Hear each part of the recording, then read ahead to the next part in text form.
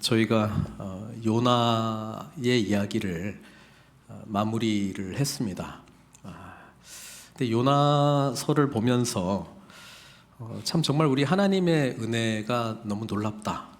그리고 요나라는 사람을 선택해서 정말 그 하나님의 그 마음을 깨닫게 해주시는 그 하나님의 그 끈질긴 포기하지 아니하시는 또 오래 참으시는 은혜를 보게 되었습니다. 그래서 제가 아직 요나에 대한 미련이 좀 남아 있는 것 같습니다. 그래서 우리 주님께서 요나의 이야기를 가지고 말씀하셨던 이 요나의 표적과 관련된 이 마태복음에 나오는 말씀을 보면서 요나의 이야기를 다시 한번 또 정리하기도 하고, 또 우리 주님께서 오늘 저와 여러분들에게 뭐라 말씀하시는가, 그분의 음성에 귀 기울이기를 바랍니다.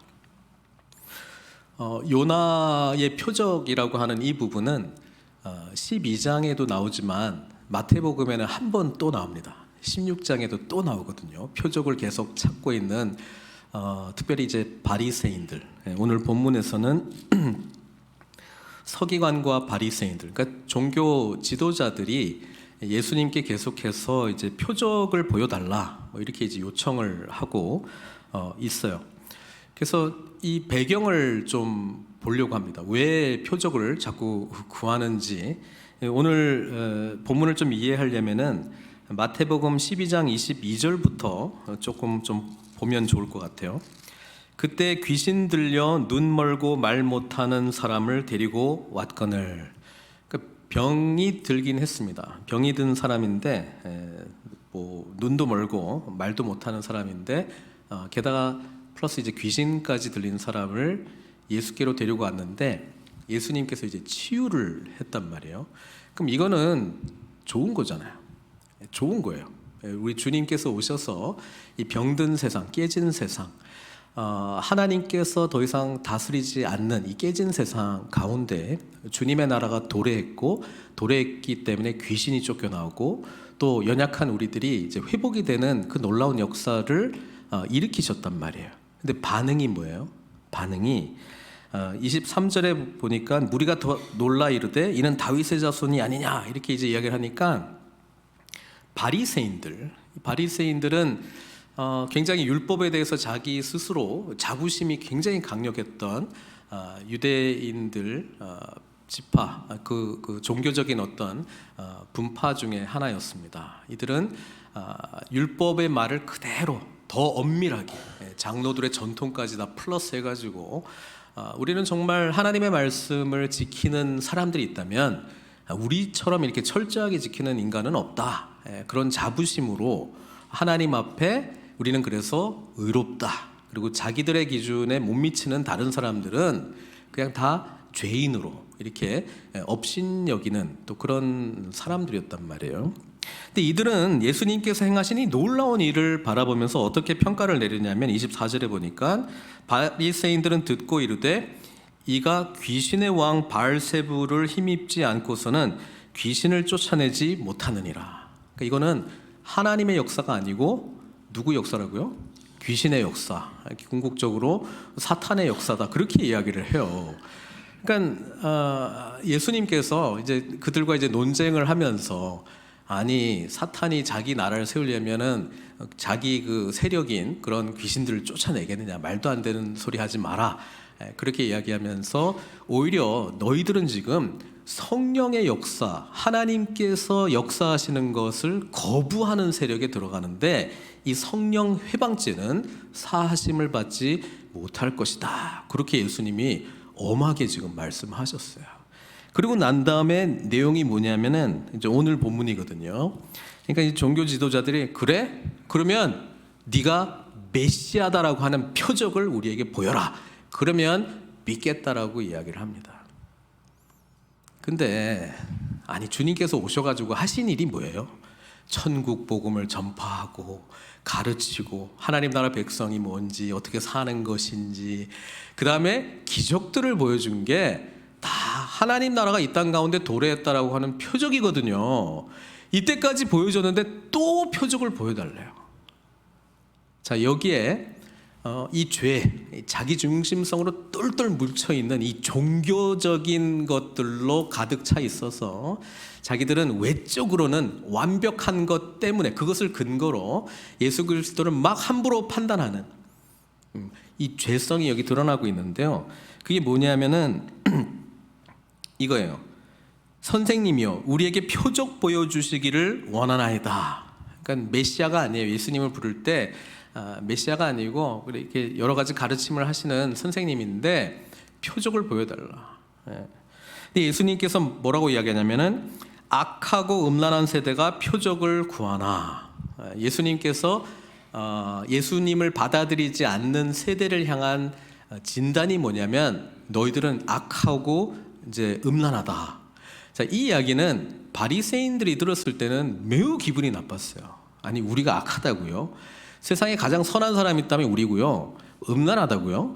우리는요, 하나님의 율법의 말씀을 칼같이 철저하게 더 엄밀하게 지키는 사람들인데 뭔가 지금 오해를 하고 계신데 우리는 하나님 앞에 의로운 사람들이에요.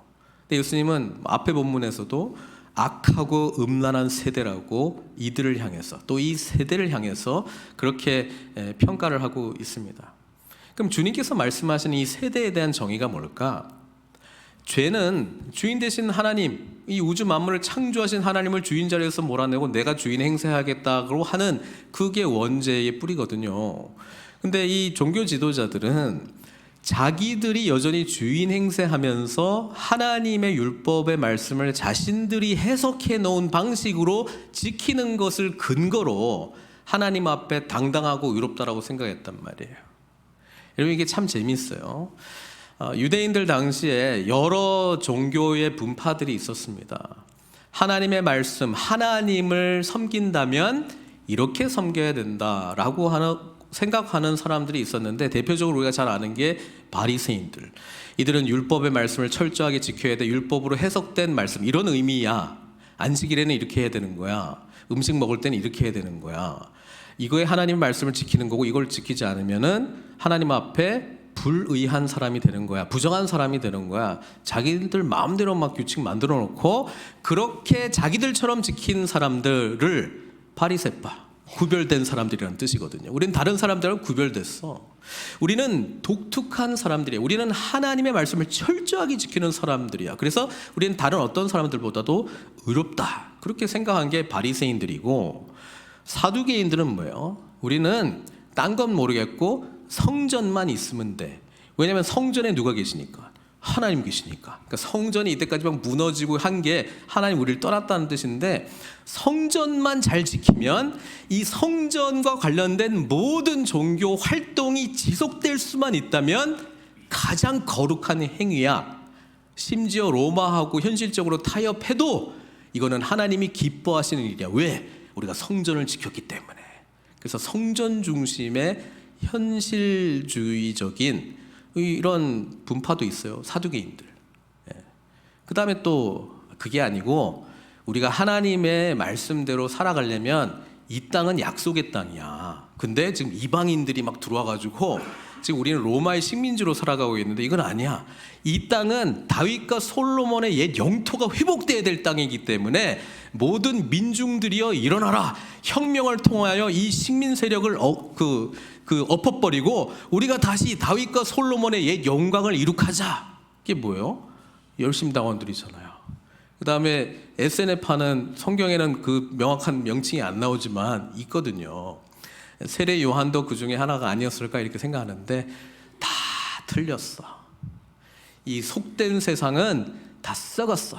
그러니까 우리는 따로 조용하게 우리끼리 말씀 묵상 열심히 하고 우리끼리 정결하게 우리끼리만 따로 세상을 속세를 떠난 그런 삶을 살자. 거룩하게 늘 하나님의 말씀을 묵상하면서 쓰고 우리의 거룩을 느끼자. 어차피 세상은 지금 노아의 방주 시대처럼 다 심판받아 그렇게 멸망하고 저 선한 게 하나 없어. 다 같이 이 방주 지역으로 들어와가지고 우리끼리만 잘 살자. 이거거든요. 예수님이 오셔가지고 누가 옳다고 손들어줬어요? 다 틀렸어. 다 틀렸어 다. 예? 바리새인들 뭐 사두개인들 이 독사의 자식들아 이렇게 이야기하고 열심당원들을 향해서도 칼로 이렇게 하는 거 아니다 그렇게 하고 뭐 SNL 파들이 보기에는 예수님은 너무 죄인들이랑 친하게 지내. 그렇죠? 죄인들이랑 친하게 지내. 막 뭐 창녀들하고 이렇게 어울리고 뭐 죄인들이랑 같이 밥 먹고 도무지 이해가 되지 않아. 속세를 너무 좋아하시는 것 같아. 죄인과 세리의 친구. 그렇죠? 우리 주님은요 모든 인간적인 해석을 거부합니다. 주님께서는 하나님의 나라는 인간 죄로 가득한 자기 중심성으로 가득한 하나님의 말씀을 스스로 해석해낸 것을 근거로 해서 세워지는 나라가 아니라 예수 그리스도께서 주인이 되셔서 세워지는 나라, 그리고 근본적으로 깨졌던 죄의 문제가 해결된 자들, 그리고 진정으로 우리 안에 도래하신 그 예수 그리스도를 왕으로 섬기는 자들을 통해서 세워지는 나라다라고 하는 것을 말씀해 주신 거거든요. 근데 잘 생각해 보면은 그때 당시에만 이런 게 있는 게 아니고요. 요즘도 신앙생활은 이런 거야. 예수 믿으면 이렇게 해야지. 내가 아무리 봐도 이런 식의 삶이 진짜 크리스찬의 삶이야 라고 생각하는 사람들이 모이고 부딪히면 항상 갈등이 일어나는 거예요. 오늘날에도 동일합니다. 하나님의 나라가 도래했는데 그 나라도 어떤 나라고 우리는 어떤 삶을 살아가야 되느냐?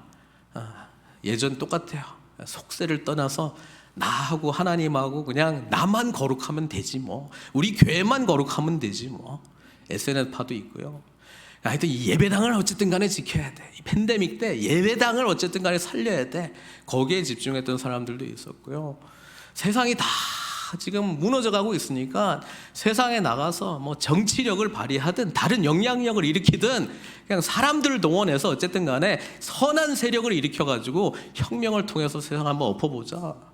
아니면 내가 정의 내린 경건한 방식 이렇게 살아가는 게 맞아 라고 마음 맞는 사람들이 똘똘똘똘 뭉쳐가지고 다른 신앙의 사람들을 정죄하면서 우리는 의롭지 이렇게 살아야 이게 진짜 예수님 믿는 거지를 드러내면서 살자 이렇게 나가는데 주님 다 오셔가지고요 모든 바리새파 사두개인들 열심당원들 다 하나님 나라 주님을 위한 삶을 산다고 했는데 전부 대놓고 아니라고 말씀하셨거든요. 그게 악하고 음란한 세대. 바리새인 우리가 왜 음란해? 우리는 진짜 말씀을 철저히 지키는데. 성경에서 말하는 음란이라고 하는 거는 구약 성경에 음란과 우상숭배는 항상 같이 가거든요. 우상숭배는 하나님보다 내가 만들어낸 그 어떤 것을 사랑하는 겁니다. 내가 좋다라고 주장하는 그 어떤 그 하나님보다 더 사랑하는 것. 그것 때문에 나의 삶이 거기를 중심으로 움직여가는 거. 그게 다 우상이거든요. 바리새인들의 우상은 그들이 만든 율법주의가 우상이었습니다. 사두개인들은 성전 중심이 우상이었습니다. 열심당원은 혁명을 통해서 칼로 힘으로 이 세상 세력을 무너뜨릴 수 있고 하나님의 나라를 스스로가 세울 수 있다라고 하는 게 우상이었습니다. 열심당원은요 스스로 떨어져서 분리되고 격리된 삶을 우리끼리만 잘 살면 된다라고 하는 것이 우상이었다라고 말씀하고 있는 것이죠. 우리는 항상 바리새인들도 사두개인들도 열심당원들도 SNF파도 마찬가지지만 자기들은요 악하다고 전혀 생각 안 했습니다. 음란하다고는 더더욱 생각 안 했습니다. 근데 우리 주님의 평가는 악하고 음란한 세대요. 항상 내가 내 자신을 보고 평가하는 내용이 있어요. 이거는 뭐 누가 시키지 않아도 자동적으로 나는 그래도 적어도 이런 사람일 거야 라고 하는 게 있는데요, 정말 중요한 거는 주님께서 나를 어떻게 보시느냐라고 하는 겁니다. 그걸 빨리 깨달아야 돼. 요나 이야기가 그걸 깨닫지 못한 요나를 깨닫게 하는 과정이었다고 지난주에 말씀했잖아요. 분노를 통해서 특별히 깨달았습니다. 악하고 음란한 세대에게 내가 보여줄 표적은 무슨 표적밖에 없다고요? 요나의 표적. 요나의 표적밖에 없다고 주님께서 말씀하십니다. 그래서 이 요나의 표적이 도대체 무슨 표적이냐 주님께서 설명을 해요. 40절에 요나가 밤낮 사흘 동안 큰 물고기 뱃속에 있었던 것 같이 인자도 밤낮 사흘 동안 땅속에 있으리라 아니 요나 이야기 중에 2장에 나오는 그 이야기, 풍랑이 일어가지고 이거 왜 그러냐, 나 때문에 그런 거다, 날 던져라, 그럼 너네가 살 것이다. 그래가지고 풍덩하니까는 큰 물고기 예비하신 하나님께서 요나를 삼켰잖아요. 그래서 요나가 그때 기도도 하고 오직 구원은 여호와께 속하였나니 뭐 이런 고백도 하고, 그죠?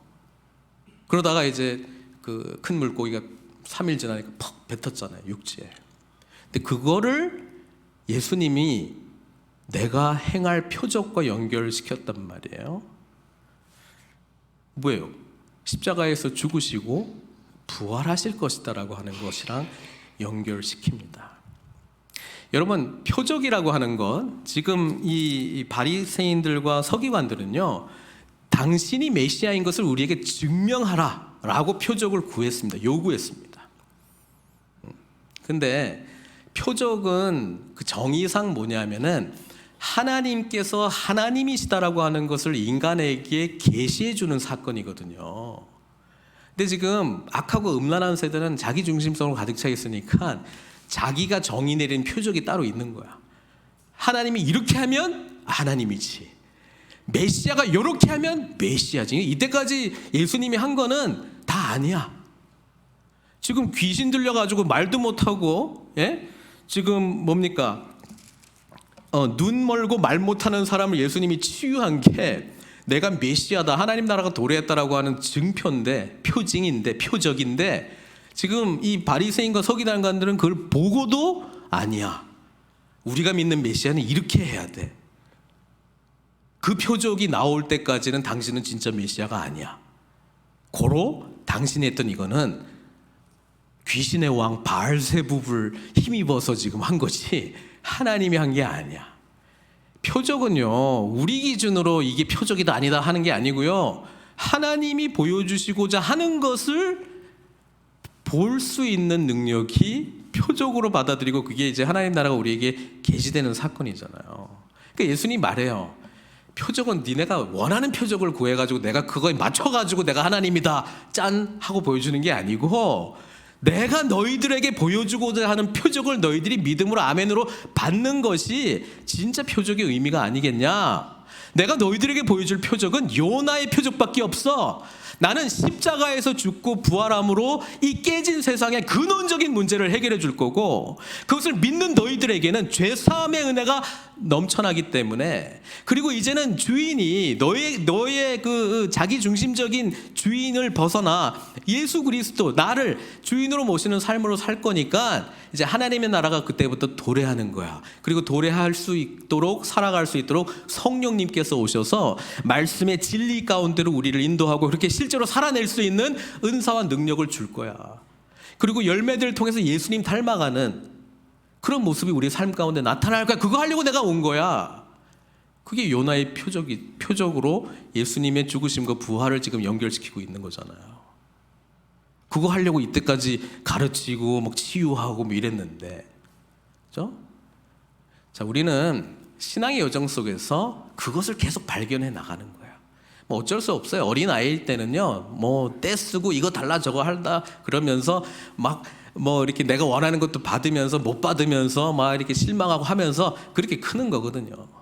그런데 성숙하면 성숙할수록 우리 주님의 진짜 마음이 뭔지를 배워나가는 거예요. 그 여정을 우리가 요나 이야기를 통해서 보지 않았습니까? 요나는 열린 결말로 끝났어요. 요나가 변화되었는지 안 변화되었는지 성경은 명확하게 기록하지 않았지만, 잠정적으로 우리는 그냥 요나가 자신의 일상을 그렇게 공개한 걸로 보니 아마 변화되었을 것이다, 주님의 마음을 알았을 것이다, 자신의 이런 유치한 모습을 기록하면서 내가 이랬지 주님, 제가 주님의 마음을 몰라서, 주님의 은혜가 얼마나 큰지를 몰라서, 주님의 사랑이 얼마나 큰지를 몰라서 이 피조 세계 전체를 회복시키려 하는 그 하나님의 은혜의 그 풍성함을 내가 몰라가지고 내 생각과 한계 속에 제한한 하나님 가지고 막 분노하고 이러면 절대로 안 된다고 그러고 막 쓰고 막 의로운 줄 알고 그렇게 했는데, 써놓고 보니까 참 부끄럽네요, 하나님. 이렇게 된 이야기잖아요. 근데 참 감사하게도요, 그런 요나의 이야기를 예수님께서 내가 이 세상에 요나의 표적밖에 보일 게 없다 그러면서 주님의 죽으심과 부활의 사건으로 연결시켜줘요. 우리가 배웠던 요나는 이야, 어떤 면에서 나보다 좀 못한 것 같은데 라고 하는 생각이 들 정도로 하나님 앞에 대놓고 불순종했고, 대놓고 불순종하지는 않았지만은 순종하는 척하면서 그냥 약간 불순종하는, 하기는 하는데 기뻐하면서 하지는 않는, 그냥 최소한의 순종을 통해서 그냥 겨우 이 정도 해도 뭐 괜찮겠지 하면서 기쁨도 없고, 그랬던 요나를 와, 내가 요나의 표적밖에 보일 것이 없다라고 말하면서 그리스도의 죽으심과 부활이라고 하는 놀라운 메시지를 요나에게 일어난 사건이랑 연결시켜서 말씀해 주시는 게, 제가 요나라면 너무 감격스러울 것 같아요. 나는 그런 사람이 아닌데, 나는 예수 그리스도의 십자가의 죽으심과 부활의 의미를 전혀 몰랐는데, 그때는 나는 그냥 내가 믿고 싶은 하나님, 내가 의롭다라고 생각했던 삶, 그냥 그것을 붙들고 그냥 살아왔는데, 나는 하나님의 그 은혜로우시고 자비로우시고 뭐 이런 성품 때문에 분노했던 자였는데, 예수님은 나를 그 표적을 보여주시겠다라고 십자가의 죽으심과 부활로 연결시켜 주셔가지고 나 이름을 높여주시는 분이시네. 우리 주님 그런 거 하시는 분이세요. 연약한 저희들, 주님 앞에 불순종했던 저희들, 순종하는 듯 하면서 자기 의로 가득 차 있었던 우리들, 자신의 믿고 있는 바를 표출하면서 받아들이는 그 하나님을 찾으면서 나와 같지 않은 사람들 정죄했던 우리들을 택하셔서 주님의 놀라운 이 부활의, 죽으심과 부활의 증인으로 쓰시겠다라고 하는 게 복음의 놀라운 이야기 아니겠습니까? 예수님께서 요나의 표적을 자신의 십자가의 죽으심과 부활로 연결시켜 주셨다라고 하는 사실이 연약한 우리들을 통하여 주님의 놀라운 구속 사역에, 구원 사역에, 하나님 나라를 완성시켜가는 사역에 저와 여러분들을 쓰시겠다라고 하는 놀라운 하나님의 은혜 아니겠습니까? 제가 오늘 말씀을 준비하면서 이제 인터넷으로 요나의 표적 이렇게 좀 찾아보다가 굉장히 감동적인 그 그림을 하나 봤어요. 그걸 하나 보여드리려고 해요. 요나의 표적, 그러니까 이제 물고기 뱃속에 들어있는 사람의 모습이 있는데, 야, 저 그림을 딱 보면서 제가 그렇구나.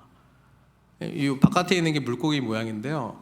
여러분, 이 물고기 모양이 예전에 초대교회에서는 크리스찬의 표식이었습니다. 십자가는 한참 뒤에 기독교인의 표식이 되었고요. 이 물고기 모양이 원래 원형이었거든요. 왜 그러냐면은 저 이제 헬라어예요. 헬라어.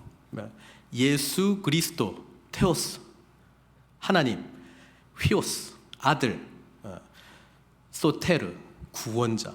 예수 그리스도 하나님 아들 구원자라고 하는 이 단어를 앞자만 따가지고 붙이면 뭐가 되냐면 물고기가 돼요. 물고기가 돼요. 그래서 예전에 막 핍박이 있을 때 한 사람이 이렇게 샥 그리고 한 사람이 이렇게 샥 그리면 암호야, 암호. 우린 크리스찬. 그런 걸 알았어요. 왜냐하면 예수 그리스도 하나님의 아들 구원자라고 하는 그 고백이 확인되었기 때문에. 근데 내가 이걸 이제 딱 생각하다가 마태복음에 요나의 표적이 2번 나온다고 아까 전에 말씀드렸잖아요.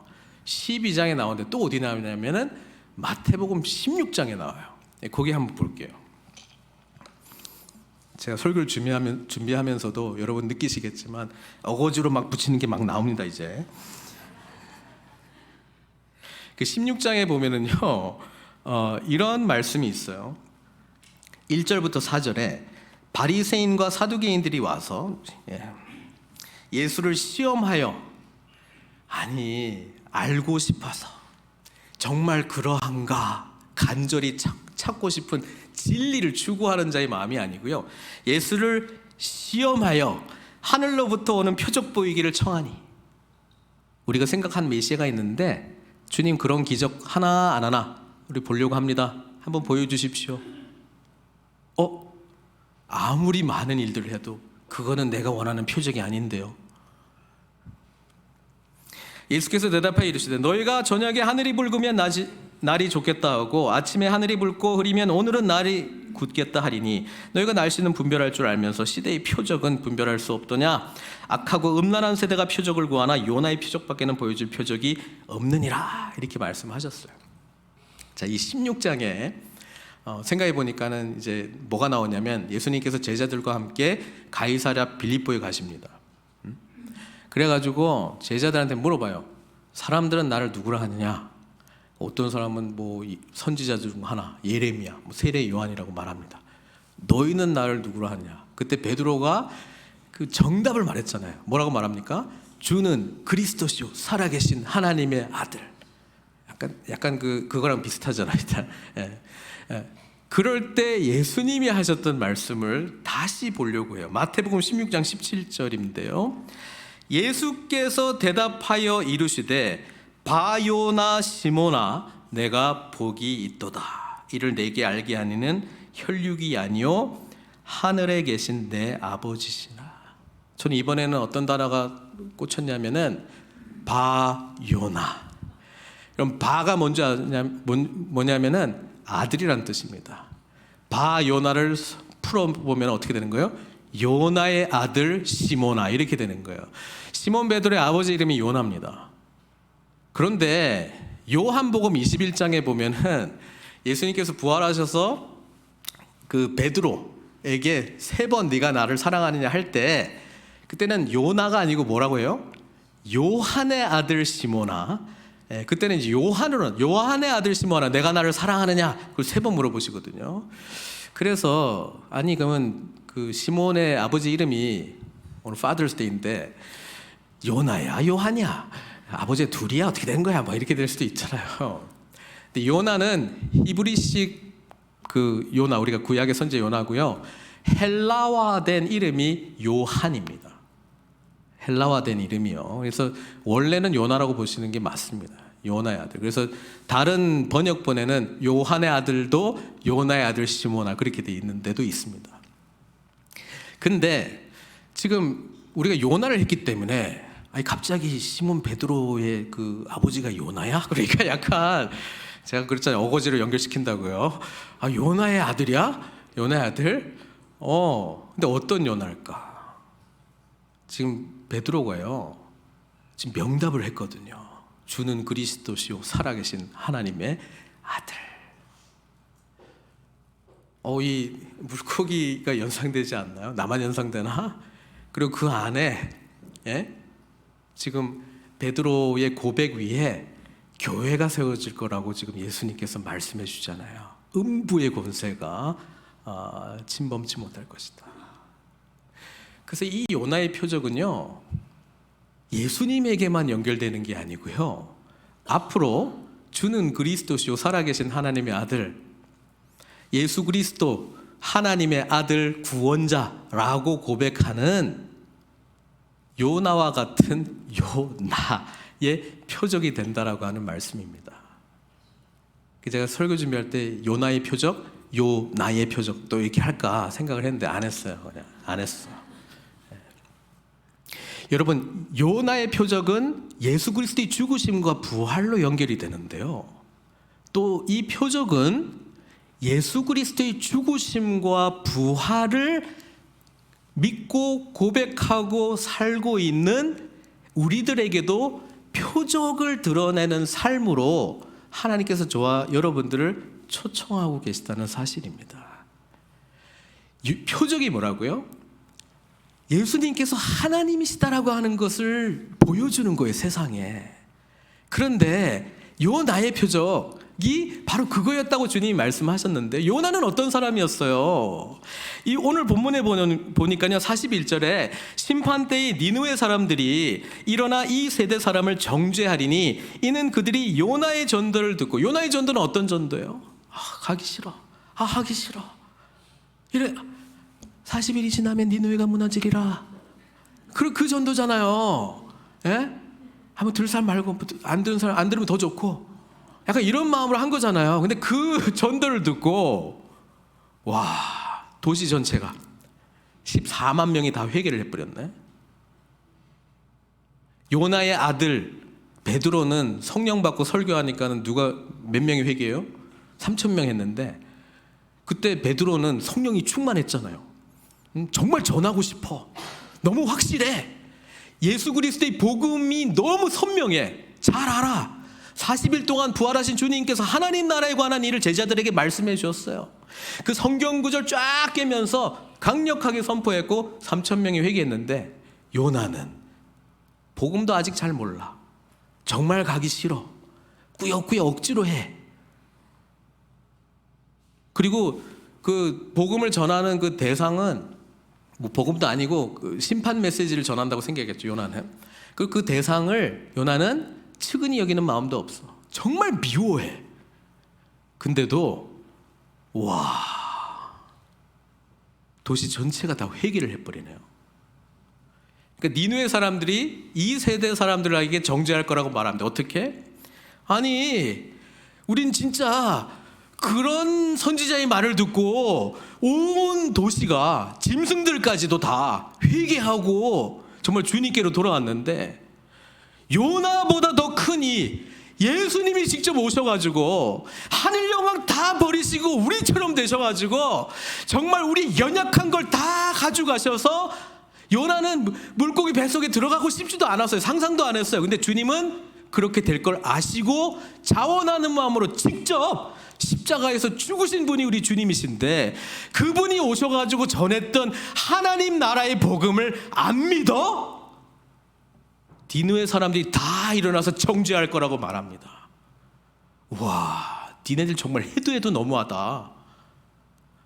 아니, 복음의 확실한 메시지를 하나님의 아들이신 주님이 오셔가지고 그 나라의 영광과 능력을 보여주시고 직접 말씀해 주시고, 뭐 우리 죄를 대신해서 십자가에서 죽으시고 부활하셨다고 그것도 끝난 게 아니라 승천하셔가지고 하나님의 영, 그리스도 영신 성령님을 우리에게 보내주셔서 주님 다시 오시는 그날까지 하나님 나라 백성으로 살아갈 수 있는 모든 자원을 다 주셨는데, 영생을 주셨는데 뭐?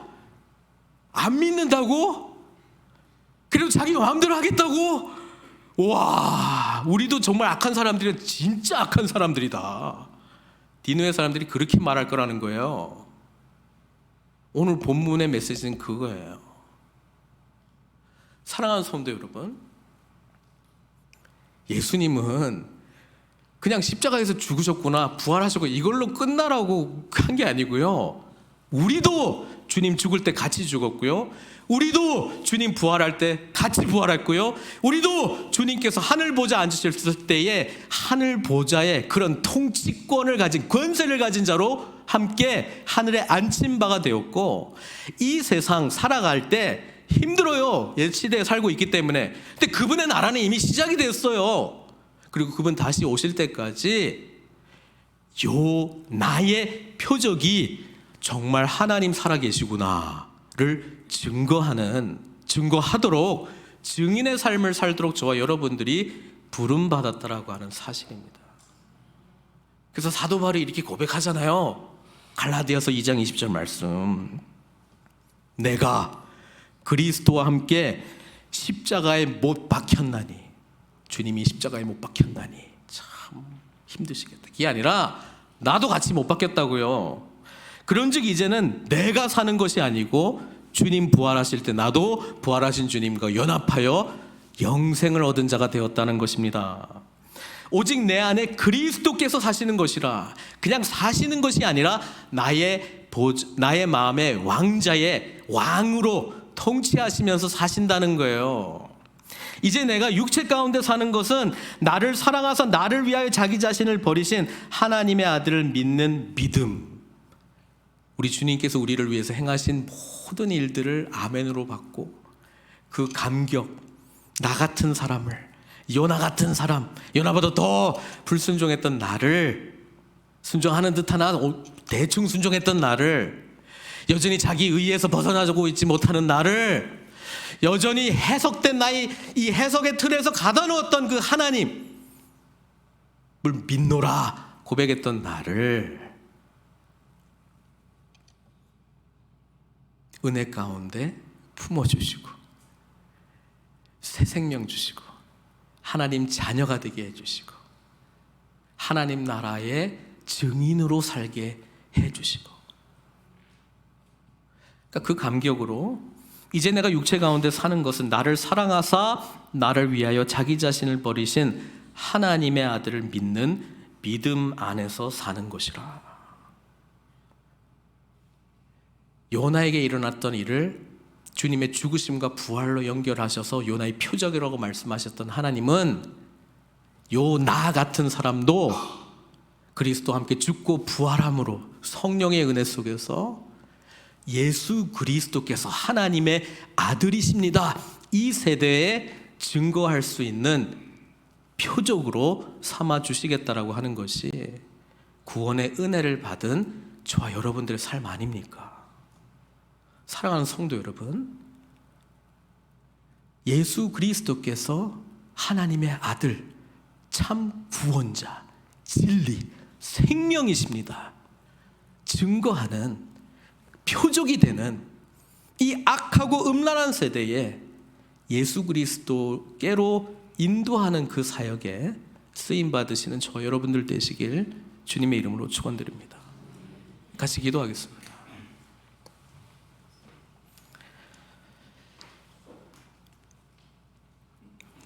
주님은 요나의 구원뿐 아니라 저와 여러분들의 구원을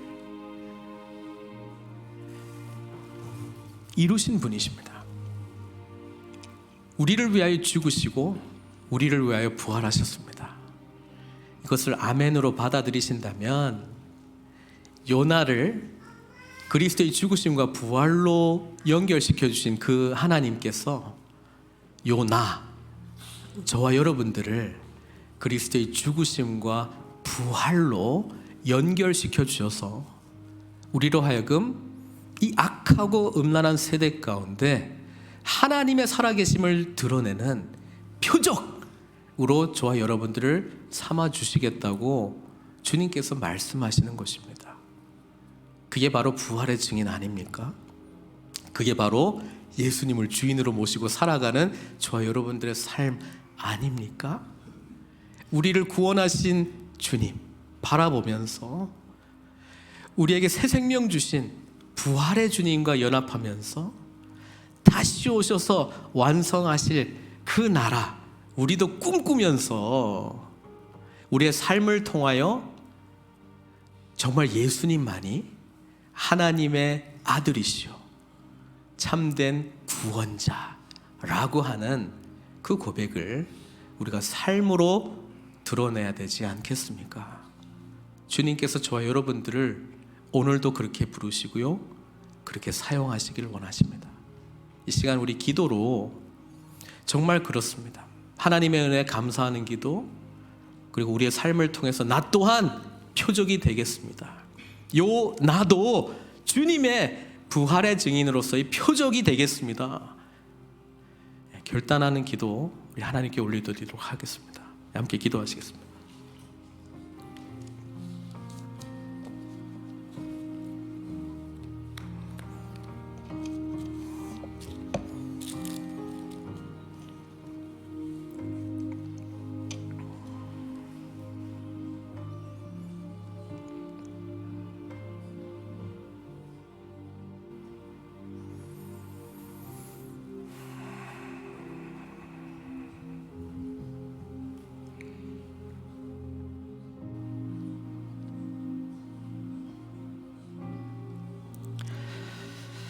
하나님 아버지 감사드립니다.